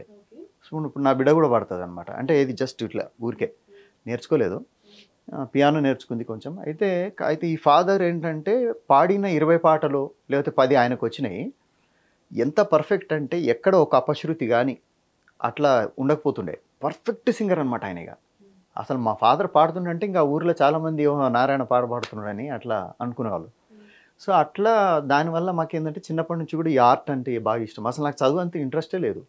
అసలు నాకు చిన్నప్పుడే ఇది గమనించి కనుక వాళ్ళకి ఫోటో అయితే తీసిండ్రు. కానీ ఎట్లా నన్ను చిన్న ఉన్నప్పుడు అంటే బహుశా 6 months 7 months ఉన్నప్పుడు నా రేడియోని పట్టుకొని నాదొక ఫోటో ఉంటుంది. సో సచిన్ టెండూల్కర్ బ్యాట్ పట్టుకొని ఫోటో దిగి ఆయన ఏం క్రికెటర్ అయినట్టు నేను రేడియో పట్టుకొని దిగి సింగర్ అయినా. కానీ ఆయనకేమో వాళ్ళ విజన్ ఎట్లా ఉండే అంటే ఆయనకి క్రికెటర్ అవ్వాలని ఉండే, అండ్ వాళ్ళ తల్లిదండ్రులకు కూడా క్రికెటర్ అవ్వాలని ఉండే. కాబట్టి అంత పెద్ద స్టార్ అయింది. ఇప్పుడు నాకేమో సింగర్ అవ్వాలని ఉంది, కానీ మా వాళ్ళకి తెలియదు అది అంటే ఇట్లా ఉంటుందని. వాళ్ళకి తెలిసింది ఒకటే, సింగర్స్ అంటే ఘంటసాల, పి సుశీల, ఎస్ జానకి, బాలసుబ్రహ్మణ్యం, అంతే. ఇంకే సింగర్స్ అనే వాళ్ళు అసలు ప్రపంచంలో ఇంకెవరు ఉండరు, ఈ నలుగురే ఉంటారు అంటే వాళ్ళ థింకింగ్ చెప్తున్నా. సో తెలియదు అప్పుడు. అట్లా కాకుండా ఈ తర్వాత ప్లేసులు చాలా ఉంటాయి, మనం నేర్పిస్తే ఎక్కడ పోదు ఆ విద్య అని వాళ్ళకి తెలియదు. సో అందుకని వాళ్ళు నేర్పించలే. పాటలు పాడి ఏం చేస్తావా, పాటలు పాడింది అదేం పిచ్చేది ఇట్లా అంటుండే. సో దానివల్ల ఏంటంటే నేర్పించకుండానే ఇట్లయితే అందుకే ఫ్రెండ్స్ అందరు కొందరు అంటారు, బాగా నేర్చుకున్న వాళ్ళు వస్తారు నా స్టూడియోకి, నువ్వు ఏం నేర్చుకోకుండానే వినే అబ్జర్వేషన్తోనే ఇంత చేస్తే నేర్చుకుంటే చాలా ప్రమాదం ఉంటుంది చాలా మందికి అంటారు. ఓకే, అంటే మీ పాటలు విన్న వాళ్ళు ఎవ్వరు కూడా మీరు ఏమి నేర్చుకోలేదని చెప్పేసి అనుకోరు. నేను మీ పాట విన్నది ఎక్కువగా అంటే చెలియా చెలియా సాంగ్ రెగ్యులర్గా వింటాను. ఇవాళ పొద్దున కూడా వచ్చేటప్పుడు విన్నా ఆ సాంగ్లో మిడిల్లో ఫస్ట్ స్టార్టింగ్ చెలియా చెలియా అని మొదలు పెడతారు, బట్ మిడిల్లోకి వచ్చేసరికి వాయిస్ పెరిగిపోయి ఆ ఎమోషన్కి కనెక్ట్ అయ్యి ఆటోమేటిక్గా ఎవరైనా బ్రేకప్లో ఉన్నోళ్ళు ఆ సాంగ్ వింటే ఏడుస్తారు కదా. గ్యారంటీగా అట్లా ఏడ్చి చెప్పిన వాళ్ళు తర్వాత కొందరు అయితే, సార్ మీ వాయిస్తో చంపేయండి సార్, మమ్మల్ని చంపేయండి, చంపేయండి ఇక ఏంది అట్లా అన్న వాళ్ళు కూడా మస్తు మంది ఉన్నారు. అట్లాంటివి విన్నప్పుడు సో అట్లాంటివి కొన్ని ఊరికే వాళ్ళ పేరు లేకుండా నేను ఎవరి పేరు ఎక్కడ ఏమి చెప్పను. ఎందుకంటే ఇప్పుడు వాళ్ళు ఏదో మనకు ప్రేమతో అట్లా చెప్తారు కదా. సో స్క్రీన్ షాట్ తీసినా వాళ్ళ పేరుని కట్ చేసేస్తాను నేను. సో రేపు చూస్తే అది ఎవరు పంపిన ఎవరికి తెలియదు. కానీ అట్లాంటివన్నీ నేను దాచుకుంటా కొన్ని, ఎందుకంటే అవి మంచి మెమరబుల్. ఇప్పుడు పెద్ద పెద్ద అవార్డులు రాకపోవచ్చు, నంది అవార్డులు అవి యాక్చువల్గా వస్తే మంచిది. ఎందుకంటే ఆర్టిస్ట్కి ఒక రికగ్నైజేషన్ వల్ల ఏమవుతుంది అంటే బాధ్యత పెరుగుతుంది. అరే నేను ఇంకా చేయాలి. అవార్డు అంటే అంతే కదండి, దాన్ని అమ్ముకునేది లేదు, లేదా దానివల్ల పైసలు కూడా ఏం రావు. కానీ అక్కడ ఏమవుతుందంటే మనకి ఈ అవార్డు వచ్చింది. ఇప్పుడు మొన్న నేను ఒక సీరియల్గా చేసిన, ఇది కృష్ణ ముకుంద మురారి అని స్టార్ మాలో హిట్, అది తెలుసు, పెద్ద హిట్. అయితే దానికి ఏమైంది, ఇట్లాగే నాకు ఒక సీరియల్ చేయాలని ఉండే. అయితే నాకు ఒక దేవుడిచ్చిన అన్న ఉన్నాడు, పాండురంగారావు. ఆ సీరియల్ కి మీరు ఏం చేశారు? నేను కంపోజ్ చేశారా? కృష్ణ ముకుంద మురారి. ఓ అవునా, okay. Composed by me. Okay, I don't know about this. So నేను కంపోజ్ చేస్తే ఎస్పి చరణ్ గారు చాలా బాగా పాడారు అది. సో ఆయన కూడా ఇట్లాగే వారి అంటే అదే మన బాలు గారు లాగే అడగగానే వెంటనే, తర్వాత చాలా మంచి పర్సన్ అనమాట, చాలా అంటే మంచి మాట్లాడతారు మంచిగా. సో అట్లా సాగర్ నారాయణ అనేమో మంచి లిరిక్స్ రాశారు దానికి. ఇంకా ప్రభాకర్ గారు, తర్వాత మలైజ గారు దాని ప్రొడ్యూసర్స్. అయితే అట్లా అది ఎట్లా వచ్చిందంటే నాకు ఎప్పటి నుంచో సీరియల్ చేయాలని ఉండే. అయితే అనుకోకుండా ఒక ఫంక్షన్కి ఒక దేవుడిచ్చిన అన్న ఉన్నాడు, అదే పాండురంగారావు గారు అని. ఆయన ఏం చేశారంటే ఆ ఫంక్షన్కి వీళ్ళు వస్తే ఇట్లా మాట్లాడుతూ ఇట్లా సీరియల్ అని అంటే, వీళ్ళు సీరియల్ చేస్తారు కదా రెగ్యులర్గా అని చెప్తే వాళ్ళు నన్ను ఆ స్టార్ మాకు అప్పుడు కొత్తగా చేస్తున్నారు నాకు ఇచ్చిండ్రు. ఇయ్యగానే ఆ ఫస్ట్ సీరియల్కి నాకు ఈ best music director award, Padma Mohan award ఇచ్చారు. సో అంటే నాకు చాలా హ్యాపీ అనిపించింది. సో జనరల్గా మీరు సాంగ్స్ కంపోజ్ చేయడం, మ్యూజిక్ కంపోజ్ చేయడం ఇవన్నీ మాకు తెలిసిన విషయాలే. అండ్ మాకు తెలుసు మీరు ఒక మంచి లిరిసిస్ట్ అని కూడా. కాకపోతే ఏంటంటే బిగినింగ్ డేస్లో మీరు ఎప్పుడైతే పోయిట్గా మొదలుపెట్టి లిరిసిస్ట్గా కంటిన్యూ అవుదాము అనుకున్న టైంలో మిమ్మల్ని కొంతమంది అవమానించారు అని మాకు తెలిసింది, అది నిజమేనా? అంటే ఏమైందంటే ఫస్ట్ ఆల్బమ్కి నేనే రాసుకొని ఒకటి సిరిమల్లి అనే ఆల్బమ్ చేసినాం. వివేకానంద రెడ్డి గారు అని ఆయన ప్రొడ్యూస్ చేస్తే జగన్ అనే ఫ్రెండ్ పరిచయం చేశాడు. అయితే అది అట్లా ఉండింది రైటింగ్ స్కిల్ అయితే. కానీ ఎప్పుడైనా కంపోజ్ చేస్తే ఏంటంటే ఫస్ట్ 2 లైన్స్ అంతవరకే రాసేటోడిని. కానీ ఓ 2-3 ఏం చేసినంటే నన్ను ఇట్లాగే నువ్వు ఆఫ్టర్ ఆల్ సింగరు అట్లా అన్నారు, ఏదో తొందరలోనో ఎట్లనో అన్నారు. మళ్ళీ సారీ చెప్పిన అది వేరే విషయం, కానీ మొత్తానికి అయితే అన్నందుకు నాకేంటంటే నాకు ఒక పట్టు ఉంటుంది అనమాట. ఏదన్నా అంటే ఇట్లా అంటే నేను నేర్చుకోవాలి దాన్ని అని. ఇప్పుడు ఆ అన్నోళ్ళు ఏంటంటే వాళ్ళు పాడలేరు, అంటే పాపం వాళ్ళకి దేవుడు ఇంకా గొంతు ఇవ్వలేదు కదా. సో నాకు ఇచ్చాడు కాబట్టి నేను బ్లెస్డ్, అది వేరే విషయం. కానీ నేను రాస్తే అంటే బయట వాళ్ళకి కాదు, నాకు నేను ఏదైనా రాసుకుంటే పేరు తీసేసి వేరే వాళ్ళ పేరు పెట్టినా కూడా సెట్ అవ్వాలి. అంటే అంత స్టాండర్డ్స్ ఉండాలి దాంట్లో. అట్లా రాస్తే అట్లా రాయాలి, 10 రాస్తామా 20 రాస్తామా అని అట్లా రాసుకుంటున్నా. అట్లా కొన్ని రాసిన. ఇంకా ఫస్ట్ దానికి అదే ఇట్లా ప్రూవ్ అయింది. ఏమైందంటే ఒక రెడ్ అలర్ట్ అనే సినిమా చేసినప్పుడు ఒక పెద్ద లిరిసిస్ట్కి పాట రాయమని ఇచ్చినాం. ఇస్తే ఆయన పాపం బిజీ ఉండి అది కుదరలేదు. రెడ్ అలర్ట్ మీరే కదా కంపోజ్ చేసిన మ్యూజిక్. అయితే ఇంకా డైరెక్టర్ గారు ఏమన్నారంటే, సార్ ఇట్లా ఉంది సార్ పరిస్థితి, పాపం ఆయనకి పెద్ద సినిమా వాస్తవానికి రెహమాన్ గారిది వచ్చింది, ఆయన ఇట్లా సారీ చెప్పినారు అని అంటే, మరి ఎట్లా మీరు రాస్తారు కదా రఫ్గా, అదే దాన్ని కొద్దిగా ట్రై చేయండి గట్టిగా అని అంటే, సో నేను పాట రాసేసి ప్రస్తుతానికి మాత్రం ఆయన పేరే పెట్టండి, ఎందుకంటే ప్రొడ్యూసర్ గారు మళ్ళీ ఫీల్ అవుతారు, డబ్బులు కూడా ఇచ్చేసినాం కదా. అయితే ఆయన పేరే పెట్టి ఆ టేబుల్ మీద పెట్టింటి. ఇక వచ్చిన వాళ్ళందరూ చూసిన వాళ్ళు రావడం, దాన్ని చూడడం చూసి, అన్న ఎంతైనా ఆ ఎక్స్పీరియన్స్ చూడన్నా, ఆ పదాలు చూడండి ఎట్లాగా అసలు అంటే ఆ ఎక్స్పీరియన్స్ కనబడుతుంది అంటుండే. సో ఎందుకు ఆయన పేరు పెట్టినాం కాబట్టి. తర్వాత ఇక పేరు తీసేసినాక లాస్ట్లో అయింది, మనం ఇంకా ఆడియోకి వచ్చేసరికి నా పేరు పెట్టిండు. అప్పుడు ప్రొడ్యూసర్ గారు కూడా అడిగినారు, ఏంది మరి ఇది ఆయన పేరు ఉండాలి కదా, రవివర్మ పేరు వేసినదని. అంటే ఇది రాసింది రవివర్మ సార్, ఏమైందంటే ఆ టైంలో ఇట్లా జరిగిందని అప్పుడు చెప్పిండు. సో అట్లా ఫస్ట్ పాటకే ప్రూవ్ అయింది. సో ఇంక నేనేందంటే నాకు కాన్ఫిడెన్స్, ఇక నేను రాసిన 10 రాస్తానా 20 రాస్తానా అది నా కోసమే, అంటే నా కంపోజిషన్స్లోనే, కానీ నేను రాస్తే ఇట్లుండాలని అట్లా. కానీ మిమ్మల్ని ఎవరైతే నీకు రాయడం రాదు అన్న పర్సన్తో రాయడం రాదనిలే, నువ్వు ఆఫ్టర్ ఆల్ అన్నారు, ఆఫ్టర్ ఆల్ సింగర్ అన్నారు. ఆఫ్టర్ ఆల్ సింగర్, బట్ ఏదైనా మిమ్మల్ని అవమానించారు. But at the same time మీరు వన్స్ మ్యూజిక్ కంపోజర్ అయిన తర్వాత అదే పర్సన్తో రాయించారంట. అయితే అది ఇవన్నీ ఏంటంటే, అంటే రాయించినప్పుడు వాళ్ళ ఫీలింగ్ ఏంటి మరి? అదే ఉంటుంది కదా, ఇప్పుడు అయ్యో తమ్ముడిని ఆ రోజు అట్లా అన్నా అని కూడా వాళ్ళకి అనిపించింటుంది ఇక్కడ. ఎందుకంటే ఇది కూడా రాజకీయం లాంటి ఫీల్డే ఉంటుంది, ఏది ఈ మామూలుగా ఆర్టిస్టిక్ ఫీల్డ్ కూడా. ఏం పర్మనెంట్ శత్రుత్వాలు, పర్మనెంట్ ఫ్రెండ్షిప్లు ఏమి ఉండవు, మళ్ళీ మర్చిపోతాము. పైగా ఆర్టిస్టులకు అస్సలు ఉండవు. ఇంకా రాజకీయాలన్నా ఏంటంటే కొద్దిగా బాగా వేడివేడిగా తిట్టుకుంటారు, లేకపోతే అట్లా. ఇక్కడ తిట్టుకోవడాలు అట్లాంటివి అని ఉండవు. మనం చూపిస్తే గిట్లే ఆర్ట్తోనే చూపించాలి మళ్ళీ అనేది నా ఫీలింగ్ కూడా. ఇప్పుడు నన్ను కూడా అందుకే ఎవరైనా ఏమైనా తిట్టినా నేనేంటంటే ఛాలెంజ్ లేను, ఏది నన్ను ఇట్లా అంటవా అట్లా అంటవా, నేను అట్లా చేసి చూపిస్తా, ఇట్లాంటివి ఏమన్నా ఛాన్స్ వచ్చినప్పుడు అంతే మనం ఆర్ట్ ద్వారానే దాన్ని మళ్ళీ పబ్లిష్ అంటే అదే చూపించాలి అంతే, అట్లా నమ్ముతాం. కాబట్టి ఆయన కూడా పాపం రిగ్రెట్ ఫీల్ అయ్యిండు. తర్వాత మళ్ళీ చాలాసార్లు మాట్లాడుకున్నాము. ఇప్పటికి బర్త్డేకి నేను విష్ చేస్తా. నేను ఈ పెద్ద పెద్దోళ్ళు కూడా ఇప్పుడు వాళ్ళు అవమానించడం వల్లే కదా మనకి ఈరోజు ఆ ఆర్ట్ అనే ఒక కసి ఉంటుంది కదా, లిరిసిస్ట్ అని మన అయినం. సో వాళ్ళకి థ్యాంక్స్ చెప్పాలి ఉల్టా. ఇప్పుడు చక్రి గారు కూడా నేను 2010లో ఏమైంది, ఒక చిన్న మాట అన్నాడు నన్ను, చిన్న మాటే, కానీ ఎందుకో నాకేమనిపించిందంటే ఈ ప్రొఫెషన్ వల్ల ఆయన కూడా నన్ను అప్పుడప్పుడు మధ్యలో దూరం పెట్టడం లాంటివి ఇట్లా అనిపించింది. అయితే ఇన్ని అవకాశాలు ఇచ్చి నన్ను ఇంత పెంచి పోషించినట్టుగా చేసిన ఒక మిత్రుడిని ఈ ప్రొఫెషన్ అడ్డుపెట్టుకొని ఎందుకు కోల్పోవాలి మనము అని చెప్పేసి ఏం చేసినట్టే నాకు ఐడియా వచ్చి పోయినా. నేను ఆఫీస్కి పోయి చక్రి గారు అన్నాను. చక్రి గారు ఏంది కొత్తగా అది అన్నాడు. అంతకుముందు ఒకసారి ఇట్లా అంటే గారు గీరు అనుకున్నాను, నన్ను చక్రి అను ఆయన అన్నాడు. అన్న తర్వాత పేరుతోనే పిలుచుకునే వాళ్ళ ఫ్రెండ్స్గా అట్లా ఉండే. అయితే సో ఇంత మంచి ఫ్రెండ్ని ఎందుకు కోల్పోవాలి, పైగా మనకి ఇన్ని పాటలు ఇచ్చి ఇంత మంచి మంచి పాటలు ఇచ్చి మనల్ని అయితే చాలా ఎంకరేజ్ చేసిండు. ఇప్పుడు చేయకపోవచ్చు, నో ప్రాబ్లం, కానీ ఫ్రెండ్షిప్ పోగొట్టుకోదని పోయి ఇప్పటి నుంచి నేను నీ దగ్గర పాడను, వద్దుగా, మనకి ఈ ప్రొఫెషనల్ రిలేషన్షిప్ వద్దు, మనం ఫ్రెండ్స్గా ఉందాం అంతే. అప్పుడు ఏ లొల్లి ఉండదు, అంటే ఇక ఇట్లా ఇయ్యలేదు ఇచ్చిండు ఏముండదు, ఉట్టి మంచి ఫ్రెండ్స్ ఉంటాం అని చెప్పేసి పోయి చెప్తే నేనేం అట్లా అనుకోలేదు, దాన్ని ఎప్పుడో మర్చి అయినా కూడా వద్దాబా, మనం మంచి ఫ్రెండ్స్ అంటే ఫ్రెండ్స్ ఉండొద్దా, పాడితేనే ఫ్రెండ్ ఉండాలనా అని అట్లా ఆ 2010 నుంచి ఆయన చనిపోయే వరకు నేను ఆయన దగ్గర ఒక్క పాట కూడా పాడలే, కానీ మంచి ఫ్రెండ్స్ ఉన్నాము. ఏమై రా అంటుండే, ఇట్లే మంచిగా కూర్చుంటుండే మాట్లాడుకుంటుండే అట్లా అంతా. కానీ చక్రి గారు సడన్గా అలా అయ్యారు కదా, అప్పుడు అంటే మీకే తెలుసా ముందే ఆయన హెల్త్ అంతా అప్సెట్లో ఉన్నారు అని చెప్పేసి?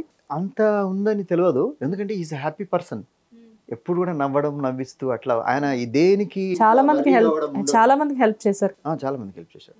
సో వర్రీ కావడం ఉండదు, ఎప్పుడు ఫ్రెండ్స్ ఇట్లా కదా, ఆయనకి ఇట్లా అవుతుందని ఎవరు అనుకోలే. కానీ ఏమైందంటే ఆయన మంచి ఫుడ్డీ, అందరు ఏమనుకుంటారంటే ఆయన ఏదో డ్రింక్ అని అట్లా అనుకుంటారు, అది అట్లా కాదు, ఆయన బాగా తినడం వల్ల అట్లా లాభ అయిపోయింది అంతే. అయితే ఏంటంటే ఇంకా ఆయన పోయినప్పుడు అంటే నా ఫీలింగ్ ఏంటంటే ఈ చక్రంలో ఒక పాట ఉంటుంది, ఒకరు మిగిలిపోయి ఒకరు వెళ్ళిపోయినట్టుగా ఇట్లా ఉంటుంది అది, అంటే దాన్ని సరిగ్గా లిరిక్ ఇప్పుడు గుర్తు వస్తలేదు తొందరలా. అట్లా అప్పుడు మా ఇద్దరిది ఏదన్నా ఫోటో ఉంటుంది కదా, మా ఇద్దరు చాలా మంచి మంచి ఫొటోస్, అట్లా ఆ ఫోటో ఇట్లా చినిగిపోయి ఆయన వెళ్ళిపోయి ఇట్లా నేను ఉన్నట్టు అనిపిస్తుంది. సో అంత ఫీల్ అవుతా నేను ఆయన గుర్తొస్తే. కానీ ఇదంతా ఎవరికి తెలియదు. అయితే ఇప్పుడు ఏంటంటే నేను ఆయన బర్త్డేకి లేకపోతే దాంట్లో వెళ్ళి పాల్గొనకపోతే మర్చిపోయాడు అట్లా, నేను ఎవరిని మర్చిపోను. ఈవెన్ నాకు తిండి పెట్టిన వాళ్ళని కానీ, నాకు ఐశ్వర్యం ఇచ్చిన వాళ్ళకి, ఆనందం ఇచ్చిన, నా కోసం త్యాగం చేసిన వాళ్ళు, నాకు ఆరోగ్యం ఇచ్చిన వాళ్ళని ఎవరిని మర్చిపోయాను. వాళ్ళందరికీ నా గ్రాటిట్యూడ్, నేను వాళ్ళందరికీ నా పాద నమస్కారం అని నేను నా ప్రార్థనలో నేను అనుకుంటాను. ఓకే. కానీ సార్ ఇప్పుడు మీరే చెప్పారు ఇది ఒక పొలిటికల్ పార్టీ లాంటిదే ఇండస్ట్రీ అని కూడా అని చెప్పేసి. అయితే ఇప్పుడు మీరు మ్యూజిక్ కంపోజ్ చేసినా సరే, మ్యూజిక్ కంపోజ్ చేయడం దాకా వద్దు, సాంగ్స్ చాలా నెంబర్ ఆఫ్ సాంగ్స్ పాడారు కాబట్టి మీరు ఎప్పుడైనా మీరు చాలా అద్భుతంగా పాడిన సాంగ్స్కి మీ పేరు కాకుండా వేరే సింగర్స్ పేర్లు ఎవరివైనా వేయడం జరిగిందా? అట్లా వేయలేదు, కానీ తీసేసారు. తీసేసారా? ఇది పాట తీసేసి మళ్ళీ వాళ్ళకి ఫేమ్ ఉన్న సింగర్ కావాలని అట్లా జరిగింది. మీరు కూడా అప్పుడు ఫేమ్ ఉన్న సింగర్ కదా బాగా. అయినా కూడా ఇంకా అప్పుడు బాంబే స్టైల్ అట్లా నడుస్తుండే, ఏది బాంబే ఉదిత్ నారాయణ్, తర్వాత ఇట్లా సుఖ్వీందర్ సింగ్, శంకర్ మహాదేవన్. సో దానికోసం అని చెప్పేసి ఇక బాగున్నా కూడా తీసేసేటోళ్ళు. ఇక అది ఇండస్ట్రీలో మీలాంటి మంచి మంచి సింగర్స్ ఉన్నప్పటికీ కూడా ఇప్పుడు ప్రజెంట్ చూస్తే సిద్ శ్రీరామ్ లాంటి వాళ్ళని అనుకోండి, ఇప్పుడు ఎంతో అద్భుతమైన సింగర్స్ ఉన్నారు ఇండస్ట్రీలో, ఉన్నప్పటికీ కూడా సిద్ శ్రీరామ్ గారు లాంటి వాళ్ళని కొన్ని గట్టిగా డబ్బులు ఇచ్చి తీసుకురావడానికి రీజన్స్ ఏంటి? అంటే మన దగ్గర ఒకటి ఉంటుందండి తెలుగులో, మనము ఎంత గొప్ప వాళ్ళం అంటే తెలుగు వాళ్ళమంతా పక్క వాళ్ళందరినీ బాగా ఎంకరేజ్ చేస్తాం, వాళ్ళని ఆహా ఓహో అని మస్తు అంటాం, కానీ మన దగ్గర నుండి మాత్రం చూసుకోం. ఇదొక్కటి మాత్రం ఉంది పాపం తెలుగు వాళ్ళ దగ్గర, ఇది ఒకటే. తెలుగు వాళ్ళ అదే వేరే వాళ్ళు ఉన్నారనుకోండి, ముందు వాళ్ళని ఎంకరేజ్ చేసుకున్నాకనే అప్పుడు ఇస్తారు. అదే అడగబోతున్నా, ఇప్పుడు సిద్ శ్రీరామ్ గారిని తీసుకొచ్చి ఇక్కడ పాడిస్తున్నారు, బట్ మన వాళ్ళు అక్కడ పాడట్లేదు కదా మరి. పాడతారు, చాలా తక్కువ. నేను అదే అంటున్నా. ఇప్పుడు ఏంటంటే ముందు వాళ్ళకి ఇంపార్టెన్స్ ఇచ్చి మనకు ఉంటుంది, మన దగ్గర అట్లా కాదు, ముందు వాళ్ళకి ఇంపార్టెన్స్ ఇచ్చినాక మిగిలినవి మనకు అనమాట. సో ఇట్లుంటుంది. అయితే ఇప్పుడు టాలెంట్ కంటే ఒక మ్యూజిక్ డైరెక్టర్ ఒకసారి అన్నారు ఏంటంటే అప్ టు ద మార్క్ ఉండనప్పుడు నేను మామూలుగా డబ్బులు ఇయ్యాను అట్లా అని ఏదో అన్నారు. అయితే అప్ టు ద మార్క్ అంటే ఏంది? ఇప్పుడు అప్ టు ద మార్క్ అనేది ఎక్కడ దాకా ఉంటుంది? ఇప్పుడు మరి హాలీవుడ్లో చేసే మ్యూజిక్ డైరెక్టర్తో పోలిస్తే ఇక్కడతో వాళ్ళు అంటే కంపేర్ చేసినప్పుడు మరి తక్కువ అయిపోతుంది కదా. మరి వీళ్ళు up to the mark car కదా, మరి ఆయన అప్ టు ద మార్క్ అవుతాడు. అప్పుడు మరి ఆయనతో ఇంకెవరైనా ఇంకో పెద్దోడు ఉంటే ఆయన అప్ టు ద మార్క్ అవుతాడు కదా. మరి వీళ్ళు తక్కువ అట్లా ఉండదు. అందుకని ఏంటంటే అప్ టు ద మార్క్ అనేది ఈ ప్రపంచంలో ఉండదు. ఏంటంటే ఎవరి దగ్గరనే ఏదో కొంచెం అదే nobody is perfect in this world అన్నట్టుగా ఏంటంటే ఏదో ఉంటాయి, కాకపోతే దాన్ని చెప్పి చేయించుకోవాలి. ఇప్పుడు నమ్మరు ఏంటంటే అదే ఒక పెద్ద మ్యూజిక్ డైరెక్టర్ అంటే ఇప్పుడు పెద్ద డైరెక్టర్కి ఒక పెద్ద హీరోకి వస్తే నువ్వు ఎట్లా చేస్తావంటే ముందు ఫస్ట్ ఆఫ్ ఆల్ ఆ డైరెక్టర్ మనకి ఇచ్చాడు అన్న ఆ ఫీల్ ఉంటుంది చూడండి, దాంట్లోంచి ఆటోమేటిక్గా తన్నుకొని వస్తాయి ఏది కొత్త ట్యూన్లు కొత్తవి. ఎందుకంటే ఆడ ఆ బ్రాండ్ ఇంత పెద్ద ఆయన మనకి ఇచ్చిండ్రా అని. ఇప్పుడు ఒక మణిరత్నం గారు ఇచ్చిండ్రు అనుకుందాం, ఇస్తే నాకు రోజా రెహమాన్ గారు ఎట్లా చేసిండ్రో దాంతో కంపేర్ చేయడానికి లేదు, కానీ నేను కూడా ఏదో గ్యారంటీగా చేస్తాను. ఎందుకంటే ఆడ మణిరత్నం అనే ఆ స్వాగ్ లేకపోతే ఆ బ్రాండ్ అవన్నీ నా లోపల కొత్త శక్తిని లేకపోతే కొత్త ట్యూన్స్ని వచ్చేట్టుగా ఆటోమేటిక్గా మైండ్ అదే అట్లా అవుతుంది అనమాట. సో అట్లా నమ్మరు. సో మనల్ని మనం ఇక్కడ నమ్మం. అట్లా కనుక నమ్మితే, అందుకే నేను ఫస్ట్ నా దగ్గర ఇప్పుడు నేను చాలా తక్కువ వర్క్ చేస్తాను, ఏదో డివోషనల్ కానీ అవన్నీ. నన్ను నమ్మేటోళ్ళకే నేను ఎక్కువ వర్క్ చేస్తాను. ఎందుకంటే నమ్మకం లేకపోతే మీరు ఏం చేసినా నచ్చదు, మీరు ఎంత చేసినా నచ్చదు. అదే నమ్మిండు అనుకోండి, ఒక్కటి చేసినారే సూపర్ అంటారు. అండ్ సార్ ఇప్పుడు ప్రెసెంట్ నేను ఎక్కువ మాట్లాడుతున్నాను ఏంది, మీరు తక్కువ మాట్లాడుతున్నారు. అలా లేదు సార్, గెస్ట్ ఎప్పుడైనా ఎక్కువ మాట్లాడాలి, యాంకర్స్ తక్కువ మాట్లాడాలి. అయితే నేను ఒకసారి ఇంటర్వ్యూ చేస్తాలేండి మిమ్మల్ని. అమ్మో, గెస్ట్ ఎప్పుడైనా అంటే ఆ యాంకర్స్ క్రిస్ప్గా అడగాలి క్వశ్చన్స్, గెస్ట్ ఎక్కువ మాట్లాడాలి. కాకపోతే అందరు గెస్ట్లు మాకు ఇంత ఛాన్స్ ఇవ్వరు, బట్ మీరు స్పెషల్ కదా మాకు ఆ ఛాన్స్ ఇచ్చారు, థ్యాంక్స్ ఫర్ దట్. ఎనీవేస్, అయితే ఇప్పుడు ఇండస్ట్రీలో కాస్టింగ్ కౌచ్ అనేది ఒకటి ఉంటుంది లేడీస్కి. లేడీస్కి ఉంటుంది కాబట్టి చెప్తాము, బట్ కొంతమందికి ఏంటంటే సింగర్స్లో కూడా చాలామంది చెప్తారు మాకు ఆ మ్యూజిక్ డైరెక్టర్ నుంచి ప్రెషర్ ఉంటుంది, కొంతమంది సీనియర్ సింగర్స్ నుంచి ప్రెషర్ ఉంటుంది అని చెప్పి. బట్ మీలాంటి వాళ్ళకి ఏం ప్రెషర్స్ ఉంటాయి సార్?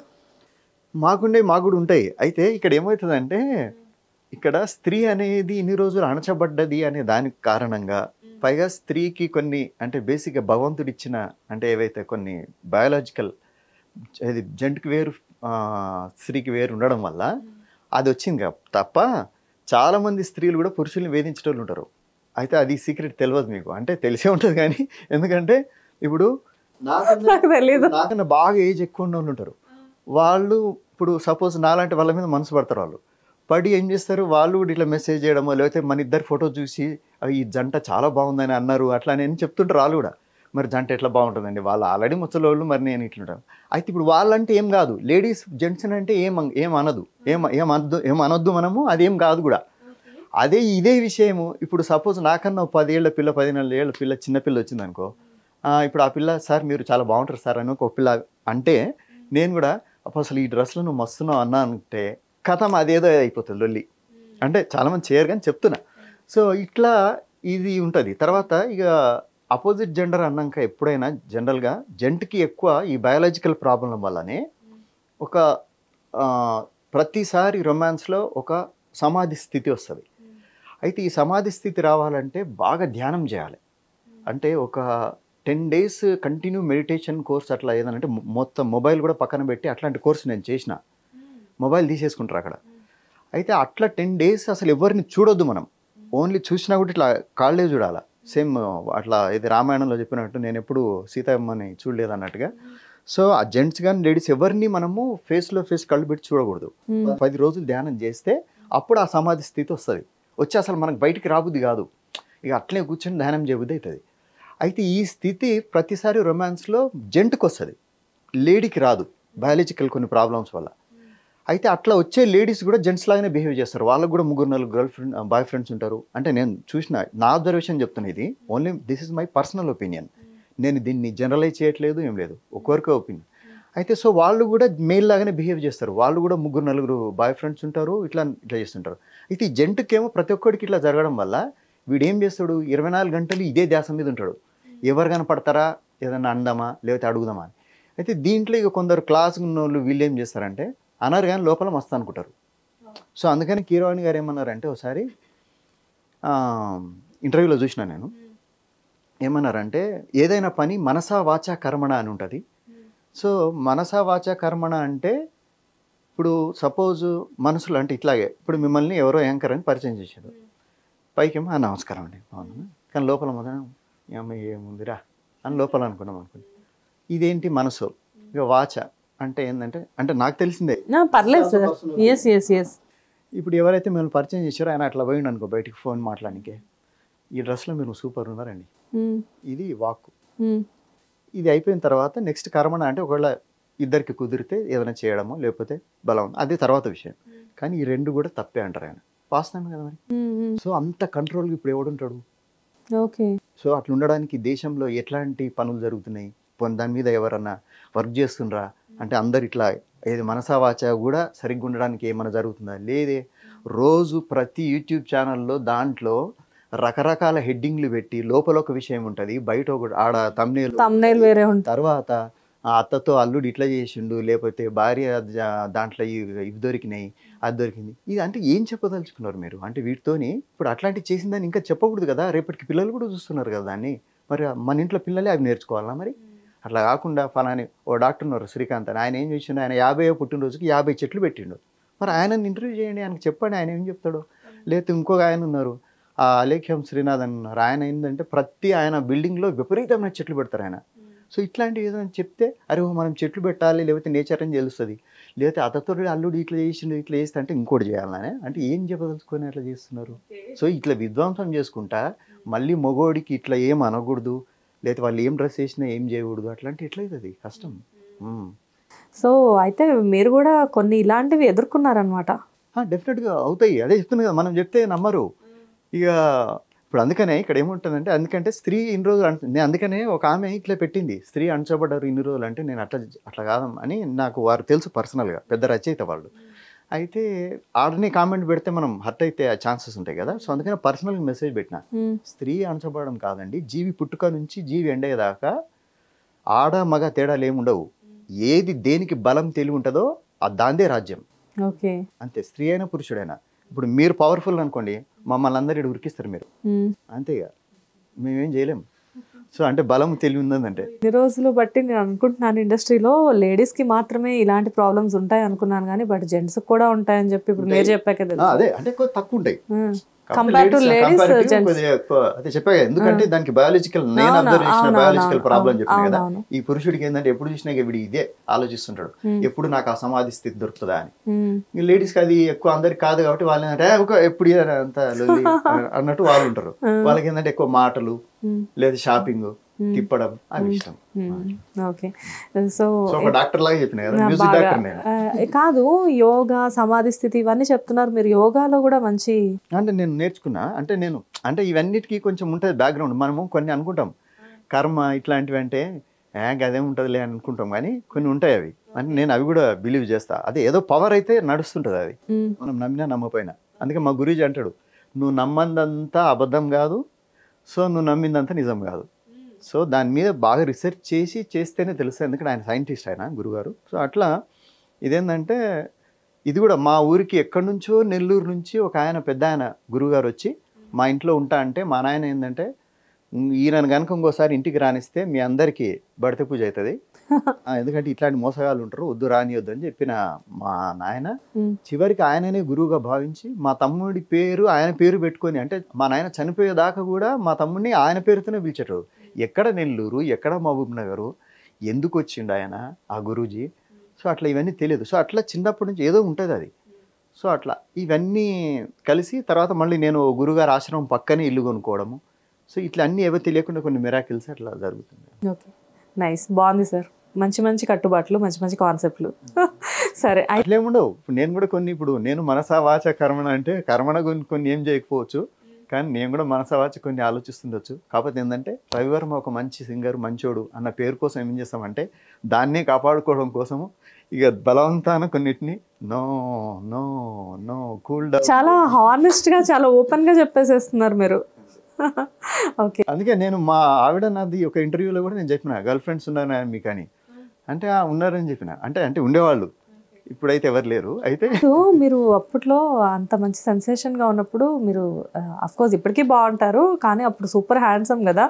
ఎవరైనా హీరోయిన్స్ కానీ కో సింగర్స్ కానీ? ఒక హీరోయిన్ మాత్రం ఫోన్ చేస్తుండే, అంటే పాపం ఆమె పెళ్లి చేసుకుందాం అనుకున్నదేమో. అంటే నేను మరీ అంత రిచ్ కాదు, ఆమెకు తెలియదు బహుశా, ఎందుకంటే నా దుబాయ్లో అక్కడిక్కడ చూసింది ఆమె. చూసి బహుశా అనుకొని నాకు ఫోన్ చేసిండే.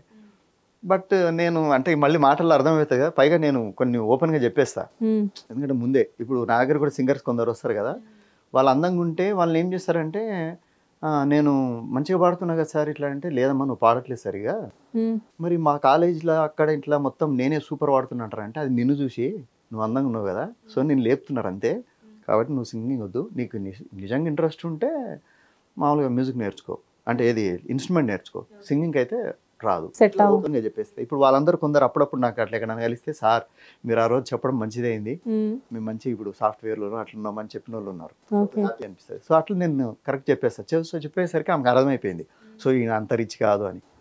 సో అప్పుడు అయితే అట్లా అంటే వెరీ స్టార్టింగ్ డేస్ నేను చెప్పాను. ఇంకా ఆ తర్వాత నేను ఏం చేసిన అంటే, నాకు ఇప్పుడు ఇందాక మీరు అడిగిన చూడండి ఏది అవకాశాలు రెగ్యులర్ రాకపోవడానికి అని, ఏది మళ్ళీ సింగర్గా, ఇక్కడ ఏమైందంటే నేను ఉన్నప్పుడు జాగ్రత్తగా పైసా కూడబెట్టుకొని దాన్ని అంటే మళ్ళీ అవసరం వచ్చినప్పుడు వాడుకుందామని, నాకు అట్లా వేరే అలవాట్లు కూడా ఏం లేవు, అంటే నేను సిగరెట్ కానీ ఇట్లాంటివి కానీ ఏం లేదు.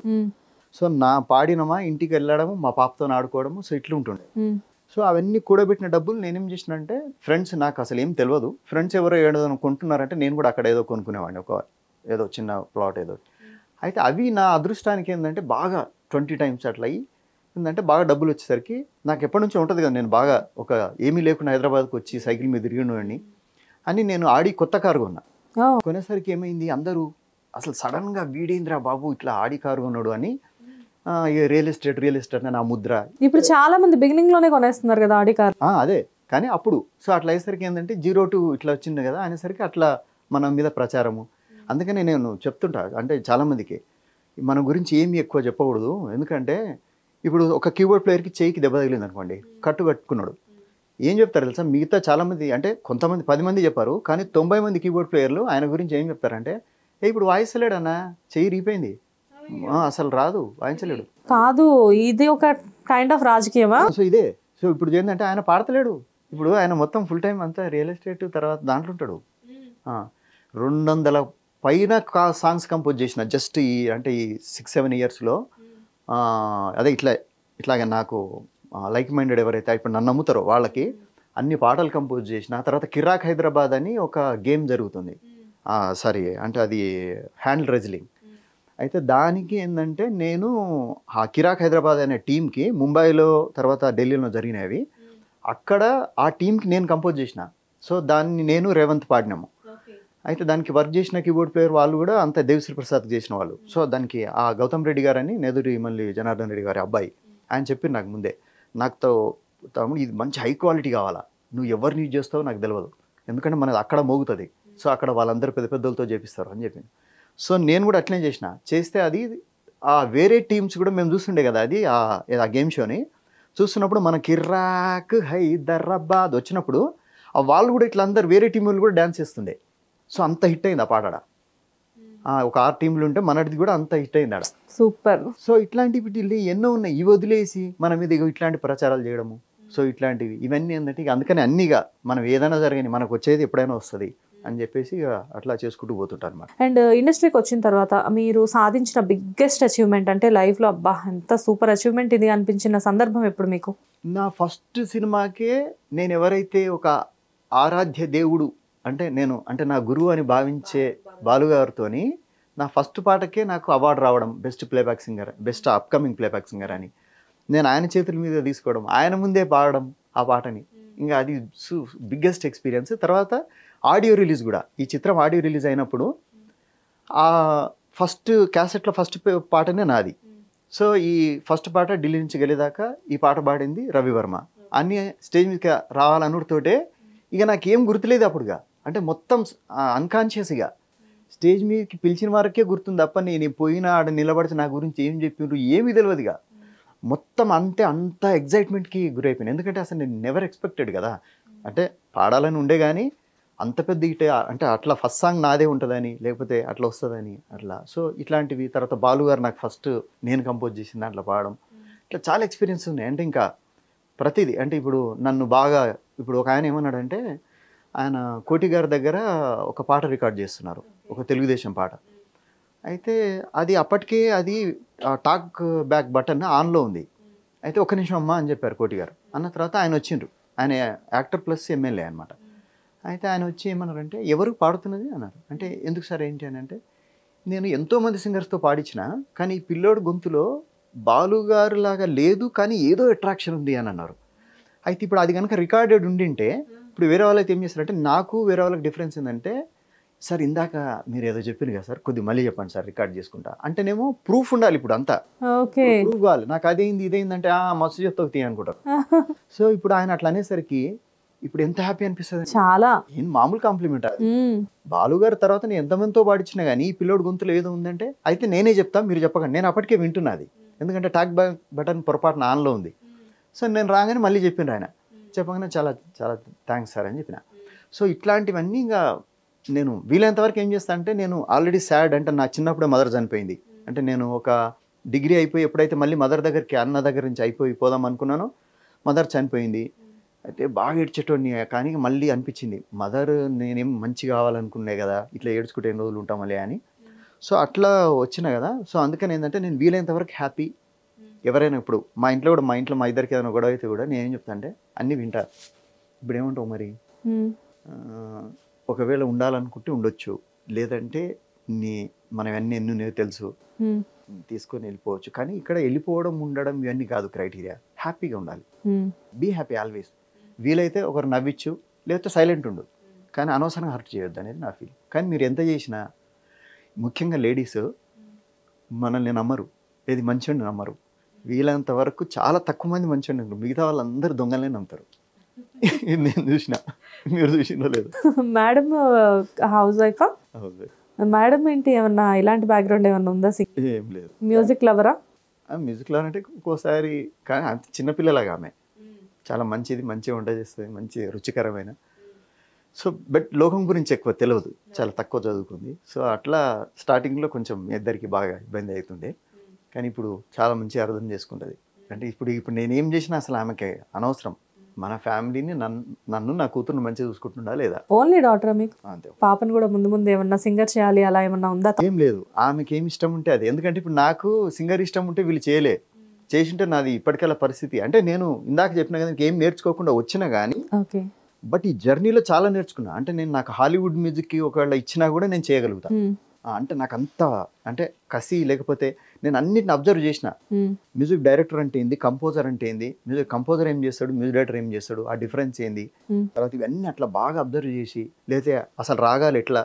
తర్వాత నేను ఎప్పుడైనా కంపోజ్ చేసినప్పుడు, ఇప్పుడు ఈ పాట ఉంది కదా కృష్ణ ముకుంద మురారి, అదేమైందంటే పల్లవి ఓకే అయింది, చరణం ఓకే అయితే లేదు. అయితే ఎందుకంటే అది ఒకే రాగంలో ఉందన్నమాట, మధ్యమావతి అనే రాగంలో. అయితే వాళ్ళు ఓకే చేస్తలేరు కదా. అయితే ఏం చేసిన అంటే కీబోర్డ్ పెట్టుకొని ఈ రాగంలో లేని నోట్తోని చరణం స్టార్ట్ చేసిన. నీ మనసే కోరేదొకటి అని చేయగానే వాళ్ళకు నచ్చింది. సో కొత్తగా ఉందని. సో అట్లా నేను ఏంటంటే ఈ నేర్చుకోవడంలో చాలా రీసెర్చ్ చేస్తుంటా. ఇక మ్యూజిక్ అంటే పిచ్ అనుకోండి. ఫస్ట్ లవర్ నాకు ఎవరంటే మ్యూజిక్. ప్రపంచంలో ఇప్పుడు ఎవరంటే పరిచయం అయినా ఏం చేసినా వాళ్ళు నాకు ఓన్లీ అంటే వాళ్ళు నా వల్ల హ్యాపీ, వాళ్ళకి అదే నా వల్ల వాళ్ళు నాకు హ్యాపీనెస్ అప్పటి వరకే. కానీ కెరియరు లేకపోతే మ్యూజిక్ ఇదే నా మొత్తం, నా ఇష్టం అంతా. సో మీ మాటలను బట్టి నాకు మీకు బాలుగారు అంటే చాలా ఇష్టం అని చెప్పి అర్థమైంది. కానీ బాలుగారు కాకుండా మీకు సెకండ్ ప్రయారిటీ అంటే ఎవరని చెప్తారు సింగర్? అంటే ఇప్పుడు వస్తున్న వాళ్ళల్లో ఒక్కొక్కరికి అంటే ఇట్లా పెక్యులర్. ఇప్పుడు నేను ఒక పెక్యులర్ ఉంది నాకు సంగీతం అంటే, అదే అంటే బై బర్త్ నేర్చుకోలేదు కానీ తర్వాత నేర్చుకున్నా, కానీ నాకు గొంతు ఒక డిఫరెంట్. సో అట్లా ఒకసారి విజయలక్ష్మి గారు అని సింగర్ ఉండే, మేము కలిసి వెళ్తుండే ఒక దగ్గరికి. వెళ్తుంటే ఏదో ఎవరినో ఇట్లా పొగుడుతున్నారు, వాళ్ళకి ఏం రాదు కానీ అట్లా అంటే, అదే ఇప్పుడు నాలాగా అని అన్న. అంటే ఆయన ఏమన్నా తెలుసా, భలేవాడి నీతో ఎట్లా కంపేర్ చేసాం రవి, దేవుడు మంచి గొంతు ఇచ్చాడు, సో నువ్వు కొద్దిగా నేర్చుకున్నావు అట్లా అన్నారు అనమాట. సో అట్లా ఏంటంటే ఒక్కొక్కరికి ఒక యూనిక్ క్వాలిటీ ఉంటుంది. మీకంటే కొంచెం ముందు ఒక 1 వీక్ కరెక్ట్గా ఇదే రోజున లాస్ట్ టైం అదే విజయలక్ష్మి గారిని ఇంటర్వ్యూ చేస్తాం. సూపర్. ఆమెలో క్వాలిటీ నాకేం నచ్చుతుంది అంటే, ఆమె ఎట్లా 10 మంది ఉన్నా 10,000 మంది ఉన్నా ఒకేలాగా పెర్ఫామ్ చేయగలరు. అది సూపర్ హై క్వాలిటీ, అది అంతే ఎంజాయ్ చేస్తారు. ఇంకా అట్లా ఏంటంటే ఇప్పుడు వస్తున్న సింగర్స్లో అందరూ బాగా నేర్చుకొని వస్తున్నారు, మంచి టాలెంటెడ్. కాకపోతే నేను కూడా ఏంటంటే తగ్గను ఎక్కడ. ఇప్పుడు నేను కూడా ఏంటంటే బాలుగారు పాటలు కొన్ని బాగా టఫ్, బాగా తగ్గారు కదా. అంటే ఈ తగ్గడం అంటే ఇది ఎప్పటి నుంచి గంతే ఉంటుంది, 2 కేజీలు అటు ఇటు.